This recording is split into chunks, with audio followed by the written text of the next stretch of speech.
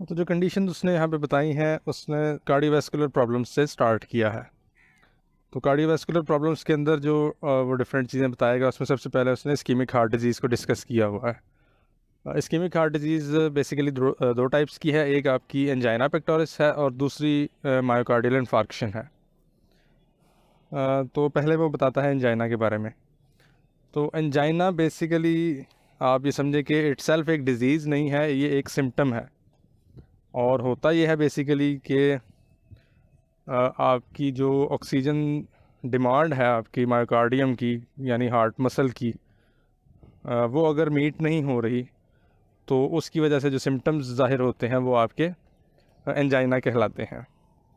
अब usually atherosclerosis की वजह से ये जो है वो सामने आती है, यानी आपकी प्रोग्रेसिव नैरोइंग होती जाएगी कोरोनरी आर्टरीज़ की प्लैक डिपॉजिट्स की वजह से। तो कोरोनरी आर्टरीज़ बेसिकली वो आर्टरीज़ हैं जो आपके हार्ट के मसल्स को ब्लड सप्लाई करती हैं। तो जब उनकी नैरोइंग होती जाएगी या स्पैज़म हो जाएगा, यानी वो एकदम कॉन्ट्रैक्ट कर देंगी और उनका जो इंटरनल डायमीटर है वो थोड़ा हो जाएगा, तो उसकी वजह से जो आपकी हार्ट के मसल्स को जो ब्लड सप्लाई पहुंच रही है वो कॉम्प्रोमाइज़ हो जाएगी, कम हो जाएगी। और जब बेसिकली जो उनकी रिक्वायरमेंट है उतनी ऑक्सीजन उसको नहीं मिल रही, तो फिर आपके जो सिम्टम्स ज़ाहिर होना शुरू हो जाएंगे, वो आप इस को पूरे फिनोमेना को कहेंगे कि एंजाइना का अटैक हो गया है उसको। तो अब आप समझ सकते हैं कि कोई भी चीज़ जो आपकी ऑक्सीजन जो डिमांड है उसको बढ़ा दे, या जो आपकी सप्लाई है उसको कम कर दें या रोक दे, तो उसकी वजह से आपको एंजाइना के सिम्टम्स शो होंगे। तो एक तो ये है कि फ़र्ज़ कर लें कि आपकी जो नैरोइंग है प्लैक डिपॉजिट्स की वजह से, एथेरोस्क्लेरोसिस की वजह से, उसने आपकी कोरोनरी आर्टरीज़ को फ़र्ज़ कर लें कि हाफ़ जो है वो ब्लॉक कर दिया हुआ है। अब ये है कि जब आप एक्सर्शन करेंगे, कोई काम करेंगे, फ़िज़िकल एक्टिविटी करेंगे, तो ऑब्वियसली आपकी बॉडी ऑक्सीजन ज़्यादा यूज़ करेगी। फिर आपका हार्ट जो है वो इन रिस्पॉन्स ज़्यादा पंप करेगा, ताकि आपका जो बॉडी की जो ऑक्सीजन रिक्वायरमेंट है वो पूरी कर सके। और इसके रिस्पॉन्स में इटसेल्फ, क्योंकि वो ज़्यादा काम कर रहा है, तो उसको इटसेल्फ भी ज़्यादा ऑक्सीजन चाहिए। और ये पूरे कास्केड की वजह से आपने देखा कि हार्ट की जो ऑक्सीजन की डिमांड है वो बढ़ गई है। लेकिन क्योंकि आपकी कोरोनरी आर्टरीज़ फ़र्ज़ करें इतनी कैपेबिलिटी नहीं रखती कि वो इस इंक्रीज डिमांड को मीट कर सकें, तो इसकी वजह से आपका जो है वो जो सिम्टम्स हैं वो स्टार्ट हो जाएंगे शो होना। अब एंजाइना जो है वो आप ब्रॉडली कह लें दो तरह का होता है। एक आपका स्टेबल एंजाइना है। स्टेबल एंजाइना का मतलब है कि जब आप फिज़िकल एक्टिविटी करेंगे, जब आपकी ऑक्सीजन डिमांड बढ़ेगी हार्ट की, तभी जाके वो सिम्टम्स शो होंगे।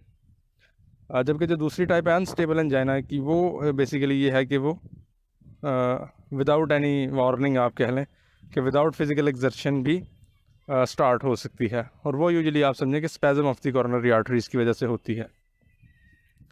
तो उसमें जो सिम्टम्स आ जाएंगे वो बेसिकली सबस्टर्नल आपकी पेन होगी, जो शोल्डर और मैंडिबल के एरिया तक जो है वो रेडिएट करेगी।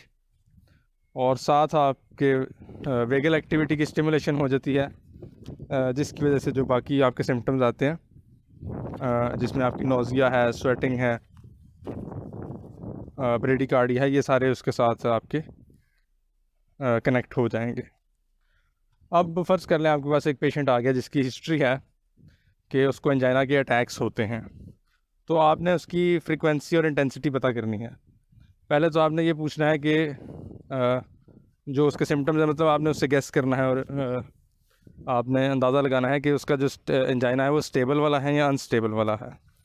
अगर तो स्टेबल एंजाइना है उसका, और फिज़िकल एक्सर्शन के साथ ही होता है सिर्फ, और यूजुअली एक ही जब वो कोई एक भी मेडिसिन लेता है तो वो ठीक हो जाता है, फिर तो आप अपनी जो ट्रीटमेंट है उसको मॉडिफाई करके तो उसको नॉर्मली समझे परफॉर्म कर सकते हैं।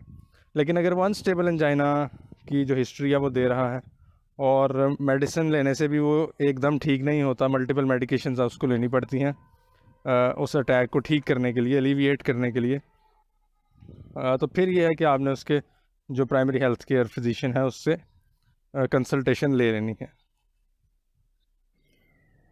तो अब फ़र्ज़ कर लें कि आपने उसको स्टेबल एंजाइना में कैटेगराइज़ किया है और आप उसका जो है डेंटल प्रोसीजर करने लगे हैं। तो उसमें आपने बेसिकली ये करना है कि उसको उसकी जो बेसिकली आपकी ऑक्सीजन डिमांड है हार्ट की वो इंक्रीज़ नहीं होने देनी। अब क्योंकि डेंटल वर्क करवाते हुए पेशेंट ने कोई फिज़िकल एक्टिविटी तो नहीं करनी, तो जो बेसिक और बेस मतलब आप समझे मेन चीज़ है जिसने उसकी हार्ट रेट और सारा कुछ बढ़ाना है वो एंग्जाइटी है। यानी अगर वो एंक्शस हो जाता है, परेशान हो जाता है, आपने इंजेक्शन लगाने लगे हैं, वो टीका देख के परेशान हो गया या इस तरह की चीज़ें हैं, तो ये सारी चीज़ें उसका बीपी बढ़ाएंगी। बीपी की वजह से हार्ट रेट बढ़ेगा, हार्ट रेट की वजह से आपका जो ऑक्सीजन डिमांड है वो इंक्रीज़ हो जाएगी और वो एंजाइना अटैक के लिए ससेप्टेबल हो जाएगा। तो बेसिकली वो कहता है कि आपने एंग्जाइटी रिडक्शन प्रोटोकॉल फॉलो करना है। अब उसने यहाँ पे एक टेबल में बताया हुआ है कि एंग्जाइटी रिडक्शन प्रोटोकॉल क्या होता है। तो उसमें है कि बिफोर अपॉइंटमेंट आपने सेडेटिव या हिप्नोटिक यूज़ करवाना है उसको, जो कि उसको एक तो पिछली रात को नींद उसको नॉर्मल आएगी, परेशानी में जागता नहीं रहेगा। दूसरा ये कि कुछ एंग्जाइटी रिड्यूस करेगा जो सेडेटिव एजेंट होगा। फिर यह है कि उसको फ़र्स्ट अपॉइंटमेंट दें जब भी आपका क्लिनिक ओपन होता है। यूजुअली मॉर्निंग में आप रखें तो ज़्यादा अच्छा है, क्योंकि उसको रिसेप्शन एरिया में वेट नहीं करना पड़ेगा। तो वो वहाँ पे बैठा हुआ दूसरे पेशेंट्स को नहीं देखेगा, परेशान नहीं होगा। फिर जब उसकी अपॉइंटमेंट हो रही है तो फार्माकोलॉजिकल मीन्स से भी आप उसकी एंग्जाइटी कंट्रोल कर सकते हैं और नॉन फार्माकोलॉजिकल मीन्स से भी। तो जो नॉन फार्माकोलॉजिकल मीन्स हैं उसमें वर्बल रीअश्योरेंसेस हैं, डिस्ट्रैक्टिंग कन्वर्सेशंस हैं, सो नो सरप्राइजेस हैं। यानी आपने जो भी करना है पहले उसको बताएं और फिर करें। फॉर एग्जांपल आपने इंजेक्शन लगाना है तो पहले उसको बता दें कि अब आपको इंजेक्शन लगाएंगे, ताकि आपका ये एरिया सुन कर दिया जाए और उसके बाद आप अपनी जो इंजेक्शन है वो बाहर निकाल लें। तो यानी उसकी विजिबिलिटी में लाने से पहले उसको बता दें। नो अननेसेसरी नॉइज़, जो सर्जिकल इंस्ट्रूमेंट्स हैं वो पेशेंट्स के सामने उनको यानी मैनिपुलेट ना करें और बैकग्राउंड में कोई म्यूज़िक लगा दें। जो फार्माकोलॉजिकल मीन्स है उसमें लोकल एनेस्थीसिया आ जाता है। यानी आप प्रोसीजर कर रहे हैं तो उसमें मैक्सिमम कोशिश करें कि उसको फ़ील कुछ ना हो। जब उसको फ़ील कुछ नहीं होगा तो वो रिलैक्स रहेगा। उसके अलावा नाइट्रस ऑक्साइड यूज़ की जा सकती है और आईवी एंग्जियोलिटिक्स यूज़ किए जा सकते हैं। और सर्जरी के बाद आप उसको बेसिकली प्रॉपर जो पोस्ट ऑप केयर के लिए इंस्ट्रक्शंस हैं वो देंगे। पेशेंट को बता देना है पहले से कि पॉसिबल सीक्वल है, यानी स्वेलिंग हो सकती है, थोड़ी सी ब्लीडिंग हो सकती है, ताकि वो उसको देख के या जब से उसके सिम्टम्स ज़ाहिर हों सर्जरी के बाद में, तो उसको देख के परेशान ना हो।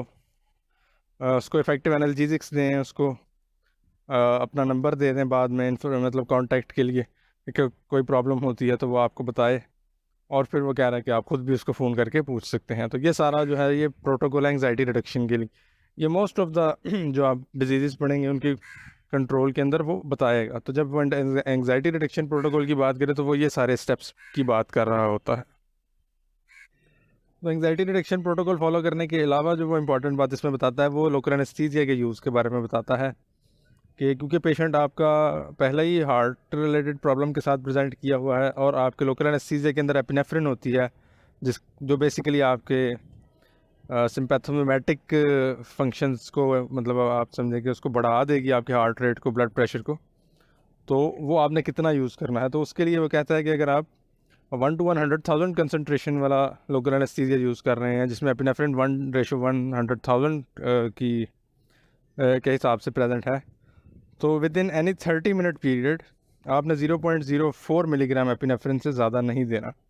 और अगर आप इसको कैलकुलेट करें तो मतलब उसकी एक सेपरेट वीडियो है, अगर आप वो देख लें तो आप वो ईजी हो जाएगा आपके लिए कि 1 ml के अंदर हमने कैलकुलेट किया था और फिर हमने कैलकुलेट किया था कि 0.04 mg कितने ml के अंदर हो जाएंगे। तो यहाँ पे वो बनता है 4 ml, यानी 2 फुल कार्ट्रिजेस दे सकते हैं आप और थर्ड आप थोड़ी सी लगा सकते हैं। यानी 1.8 ml की एक कार्ट्रिज है और 2 कार्ट्रिजेस 3.6 ml और थर्ड कार्ट्रिज आप 0.4 ml दे सकते हैं। यानी आधे घंटे के अंदर आप 4 ml लोकल एनेस्थीसिया दे सकते हैं। फिर उसने इस बॉक्स में समरी बना दी है उसकी कि पहले आपने फिजिशियन को कंसल्ट कर लेना है कि फॉर एग्जांपल अनस्टेबल एंजाइना है तो आपने पूछ लेना है कि सर्जरी सेफली परफॉर्म की जा सकती है या नहीं, पहले से कोई मेडिकेशन वगैरह तो नहीं करनी। एंग्जाइटी रिडक्शन प्रोटोकॉल फॉलो करना है। नाइट्रोग्लिसरीन टैबलेट आपने पास रखनी है। ऑब्वियसली अगर उसको अटैक हो जाता है तो फिर आपने ओरल जो नाइट्रोग्लिसरीन है वो सबलिंगुअली रखनी होती है, जिसकी वजह से वेजो डायलेशन होती है और हार्ट की जो ब्लड सप्लाई वो इम्प्रूव हो जाती है।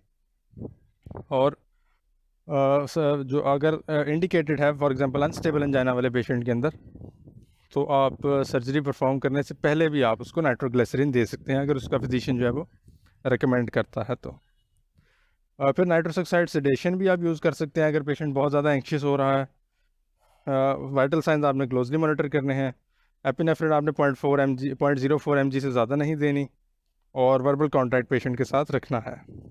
तो ये सारे आपने जो हैं चीज़ें एंजाइना वाले पेशेंट में करनी है। यानी ये उस केस में होगा कि सर्जरी से पहले आपने क्या करना है और ड्यूरिंग सर्जरी क्या करना है। अगर अटैक हो जाता है तो उसमें क्या करना है वो नेक्स्ट चैप्टर में वो बताता है। तो फिलहाल ये है कि आपने बेसिक एंजाइना का अगर पेशेंट आ जाता है तो उसको मैनेज कैसे करना है। और फिर जो दूसरी इस्केमिक हार्ट डिजीज़ है वो आपकी मायोकार्डियल इन्फार्क्शन है। तो एमआई की पैथोफिजियोलॉजी बेसिकली ऐसे है कि आपकी किसी पार्ट ऑफ हार्ट की जो ब्लड सप्लाई थी वो टोटली या most of the blood supply जो है वो उसकी कट ऑफ हो गई है, और इसमें जो कॉमन कॉज उसकी आएगी वो आपका थ्रोम्बस फॉर्मेशन होगा। और जबकि एंजाइना में जो था वो पार्टली आप समझें कि ब्लॉक हुई थी, और वो यूजुअली एथेरोस्क्लेरोसिस या प्लैक फॉर्मेशन की वजह से होता है। तो एमआई में बेसिकली ये होगा कि कंप्लीट जब आपकी ब्लड सप्लाई कट ऑफ हो गई है किसी पार्ट की, तो उस पार्ट की इस्कीमिया हो जाएगा और वहाँ पे आपका बेसिकली नेक्रोसिस हो जाएगा।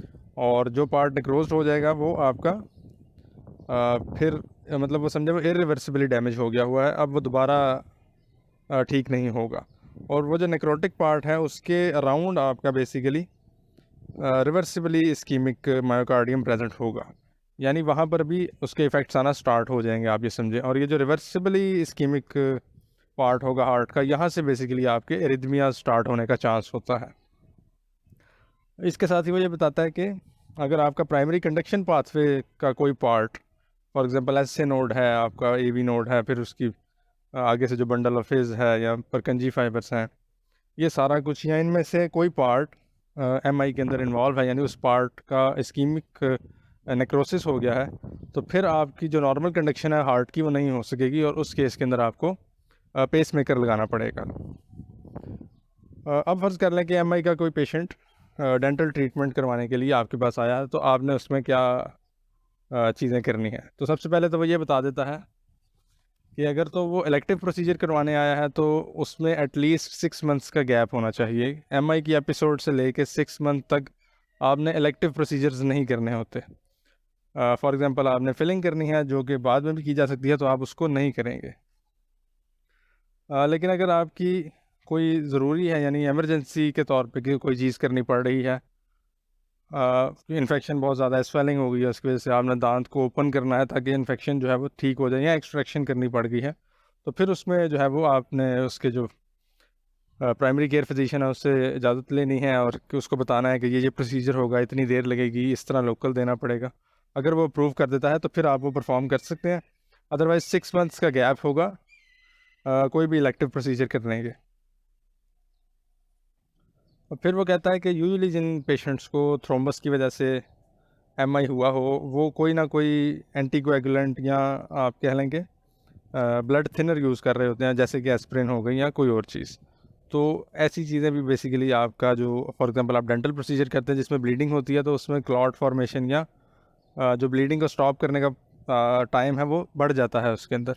तो पहले आपने उसकी मेडिकल हिस्ट्री ले लेनी है कि वो कौन कौन सी मेडिकेशंस यूज़ कर रहा है, और उसके अकॉर्डिंग आपने अगर तो इजाज़त मिलती है उसके प्राइमरी केयर फिजिशियन से, तो वो कुछ अरसे के लिए आपने वो वाली मेडिकेशन बंद करवा देनी होती है अगर आपका प्रोसीजर इस तरह का है जिसमें ब्लीडिंग होने के चांसेस हैं। तो वो डिफरेंट जो मेडिकेशन एंटीकोएगुलेंट वो आगे जाके डिटेल में बताएगा। तो इसकी बेसिकली समरी ये बनती है कि सबसे पहले आपने उसके प्राइमरी केयर फिजिशियन से इजाज़त ले लेनी है।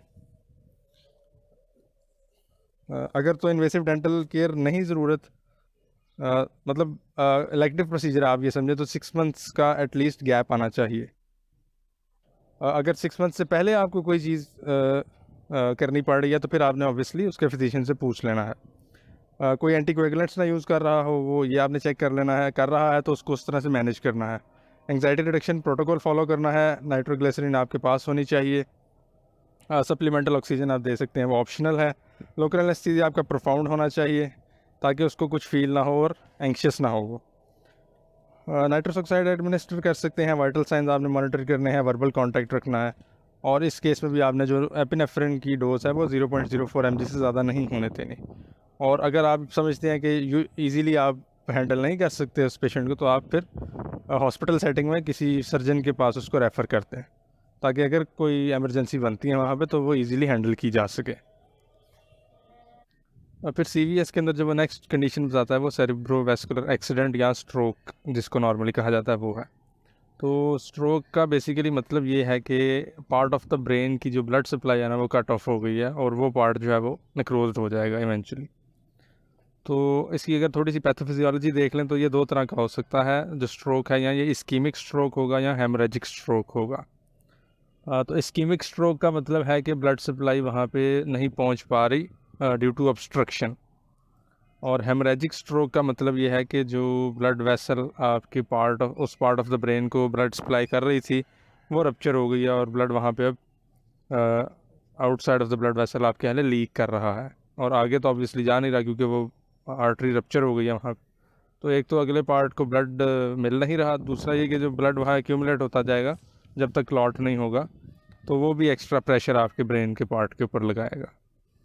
तो यूजुअली वो कहता है जो हेमरेजिक स्ट्रोक होता है उसकी कॉज है आपका हाई ब्लड प्रेशर, और उसके लिए usually patients anti hypertensive medications के ऊपर होते हैं। और जो इस्कीमिक स्ट्रोक है उसकी उसने आगे से दो फर्दर टाइप्स बता दी हैं। इस्कीमिक या तो थ्रोम्बस फॉर्मेशन की वजह से होगा, यानी कि क्लॉट बना है वहीं पे, तो उसकी वजह से, या फिर एम्बुलस फॉर्मेशन कह लें कि क्लॉट बॉडी में कहीं और बना था, वो ट्रैवल करता करता जब आपकी ब्रेन की सर्कुलेशन में पहुंचा तो वहाँ पे वो स्ट्रक हो गया, और वहाँ पे उसने उसके आगे अगले पार्ट की जो ब्लड सप्लाई है वो कट ऑफ कर दी।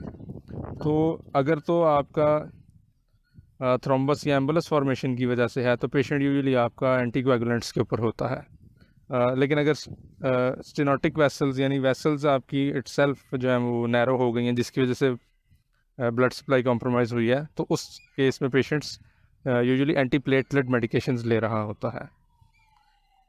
तो ये सारी पैथोफिजियोलॉजी समझने के बाद अब हमने जब कोई ऐसा पेशेंट ट्रीट करना है तो एक तो पहले सबसे आपने उसके जो प्राइमरी हेल्थ केयर फिजिशियन है उससे इजाज़त ले लेनी है, उसको सारा प्रोसीजर बता देना है, जो जो करना है आपने, जो जो आपने ड्रग्स उसको उसके हिसाब से देने हैं, ये लोकल देना है, और उसके बाद आपने कोई पेन किलर या एंटीबायोटिक देनी है, वो सारा आपने उसके जो प्राइमरी केयर फिजिशियन है उसको बता देना है। उससे पूछ लेंगे कोई अगर वो कोएगुलेंट ले रहा है उसको रोकने की ज़रूरत तो नहीं है। ये सारा कुछ कर लेने के बाद आपने नॉन फार्माकोलॉजिकल साइड की है जो एंग्जाइटी रिडक्शन प्रोटोकॉल की वो फॉलो करनी है, और वाइटल साइंस उसके मॉनिटर करने हैं ड्यूरिंग द होल प्रोसीजर। तो बेसिकली ये उसकी सारी मैनेजमेंट होगी। फिर आपके पास आ जाते हैं डिसरिथमियाज, यानी एरिथमियाज आपके आ गए। तो यूजुअली जो एरिथमियाज हैं वो आफ्टर MI एक कॉमन चीज़ है, यानी आप साइड इफ़ेक्ट कह लें उसका, कि जो पार्ट आपका बिल्कुल नेक्रोज्ड पार्ट के एडजेसेंट होता है वहाँ पे पोटेंशियल होता है कि वहाँ से आपका जो एरिथमियाज है वो स्टार्ट हो सकते हैं।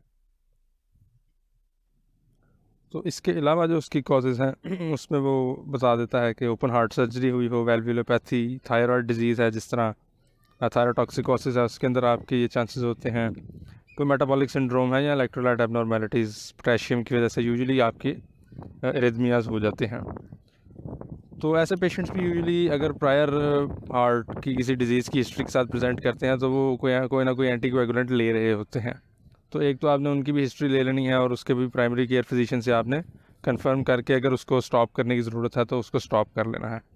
फिर वही जो आपने लोकल एनेस्थीसिया देना है उसके अंदर एपिनेफ्रिन की कंसंट्रेशन को कंट्रोल रखना है, क्योंकि एपिनेफ्रिन बेसिकली स्टिमुलेंट है, और उसकी वजह से एरिथमिया आपका अगर प्रोन है पेशेंट तो स्टार्ट हो सकता है।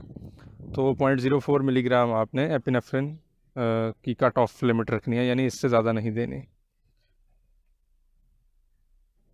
और इसमें फाइनली वो जो इम्पोर्टेंट बात बताता है वो ये है कि कुछ पेशेंट्स में पेसमेकर्स लगे होते हैं, तो पेसमेकर्स के अराउंड आपने इलेक्ट्रिकल जो इक्विपमेंट होगा वो यूज़ नहीं करना होता। जो डेंटिस्ट्री के हिसाब से अगर आप देखें तो जो अल्ट्रासोनिक स्केलर होता है यूजुअली वो कॉन्ट्राइंडिकेटेड होता है। आपने जिस पेशेंट में पेसमेकर लगा होगा उसमें अल्ट्रासोनिक स्केलर यूज़ नहीं करना। तो यहाँ पे वैसे वो इलेक्ट्रोकॉटरी की भी बात करता है, और माइक्रोवेव्स की भी बात करता है, तो वो आप यूजुअली ना यूज़ करें ताकि वो पेसमेकर को डिस्टर्ब ना करें। बाकी वो ये कहता है कि वाइटल साइंस आपने उसके ड्यूरिंग प्रोसीजर मॉनिटर करते रहने हैं और उसको बिल्कुल रिलैक्स्ड रखना है ताकि एंग्जाइटी और इस तरह की कोई प्रॉब्लम एरिथमिया जनरेट ना कर दे। फिर इन्फेक्टिव एंडोकार्डाइटिस के बारे में वो बताता है, उसकी डिटेल इन्फेक्शंस वाले सेक्शन में उसने बताई थी, उसकी प्रोफाइलैक्सिस का पूरा टेबल था एक, वो सारा हमने जब इन्फेक्शंस पढ़े थे तब देखा था। तो बेसिकली वो प्रोसीजर्स जिनमें आप समझें कि ब्लीडिंग होने के चांसेस हों, तो उसमें यह है कि अगर उस एरिया में ससेप्टेबल आप कह लें ऑर्गेनिज्म प्रेजेंट है तो वो ब्लड स्ट्रीम में एंटर हो सकते हैं, तो वो आपकी फिर ससेप्टेबल हार्ट टिश्यू पे जाके तो जो है वो इन्फेक्टिव एंडोकार्डाइटिस करवा सकते हैं। तो उसमें यह है कि आपने बेसिकली प्रोफाइलैक्टिकली एंटीबायोटिक्स देनी होती हैं ताकि ये प्रॉब्लम ना बने। और जो लास्ट सीवीएस की उसने डिजीज़ बताई है वो हार्ट फेलियर है। तो हार्ट फेलियर बेसिकली इस कंडीशन को कहते हैं जिसमें आपका हार्ट जो है वो बॉडी की जो ब्लड की या ऑक्सीजन की डिमांड्स हैं आप कह लें वो कंप्लीट नहीं कर पा रहा, यानी जितनी उसकी कैपेसिटी है ब्लड पंप करने की वो डिमांड्स को मीट नहीं कर रही बॉडी की जो ऑक्सीजन डिमांड्स हैं। तो अब उसमें जो सिम्टम्स बताता है वो 3 सिम्टम्स उसने मेजर बताए हुए हैं। पहला ऑर्थोपनिया है।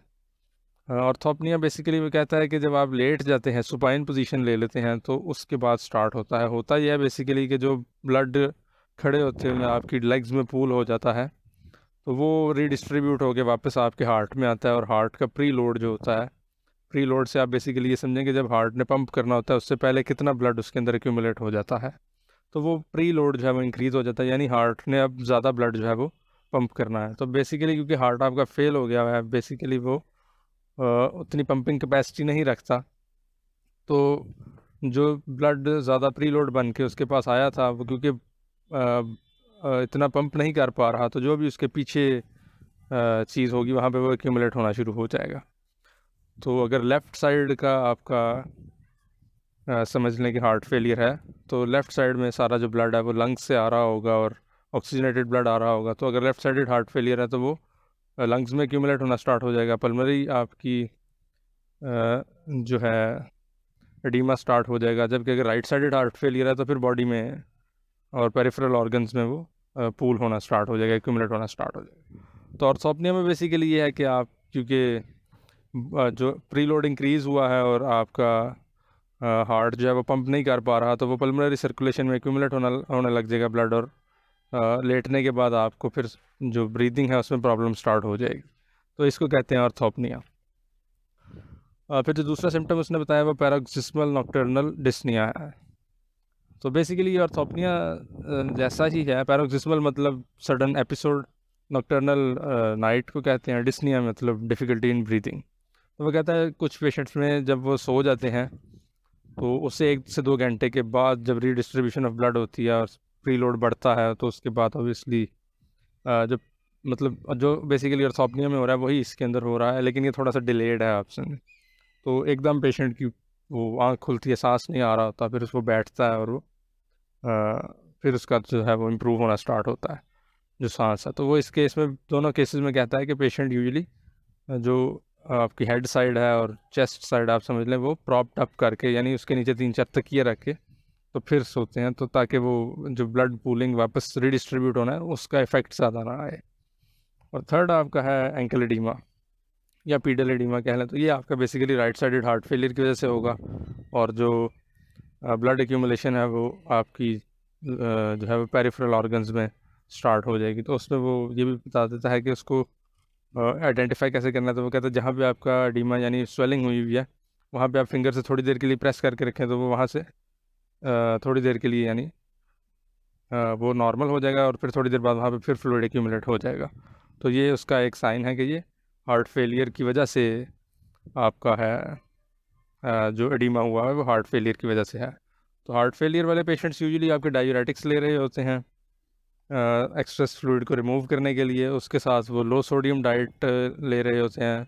सोडियम क्योंकि आपका फ्लूइड रिटेन करने के काम आता है, तो वो लो सोडियम डाइट लेते हैं ताकि कम सोडियम होगा बॉडी में, कम पानी रिटेन होगा। उसके अलावा बीटा एड्रेनर्जिक एंटागनिस्ट यूज़ कर रहे होते हैं, पेशेंट्स या कैल्शियम चैनल एंटागनिस्ट यूज़ कर रहे होते हैं, तो ये सारी आपने जो ड्रग हिस्ट्री है वो उसकी ले लेनी है और उसके अकॉर्डिंग आपने ट्रीटमेंट करनी है। कुछ पेशेंट्स ऑब्वियसली एंटीकोएगुलेंट्स के ऊपर भी होते हैं, तो वो भी आपने प्राइमरी केयर फिजिशियन से पूछ लेना है, और कोई मेडिसिन अगर उसकी स्टॉप करवाने की ज़रूरत है तो वो प्रोसीजर से पहले आपने रुकवा लेनी है। तो अगर समरी में देख लें पैथोफिजियोलॉजी तो ये सारी हो गई। अगर मैनेजमेंट की समरी ये है कि प्राइमरी केयर फिजिशियन से पूछ लें, और जब तक हार्ट फंक्शन ठीक नहीं होता तब तक जो इलेक्टिव प्रोसीजर हैं वो आप एटलीस्ट डेफ़र कर दें, पोस्टपोन कर दें। एंग्जाइटी रिडक्शन प्रोटोकॉल फॉलो करें और उसके साथ सप्लीमेंटल ऑक्सीजन उसको दें। और जो मेन चीज़ है ये है कि वो सुपाइन पोजीशन में आप उसकी जो भी सर्जरी करनी है या प्रोसीजर करना है वो परफॉर्म ना करें, यानी आप जो उसका डेंटल यूनिट है वो 90 डिग्रीज़ पर ही रखें, यानी उसको बैठे बैठे ही काम उसका हो जाए। आप उसको पीछे लटाएं ना, लटाएंगे तो ऑब्वियसली जैसे आपने पहले सॉप्निया का पढ़ा है तो वो स्टार्ट हो जाएगा कि ब्लड की रिडिस्ट्रीब्यूशन होगी, वो पल्मोनरी एडीमा करवाएगी, सर्कुलेशन में ब्लड इंक्रीज़ कराएगी पल्मोनरी, और फिर सांस लेने में मसला होगा उसको। और अगर ये सारा आप मैनेज नहीं कर सकते तो फिर मैक्सिलोफेशियल सर्जन की तरफ पेशेंट को रेफ़र करते हैं।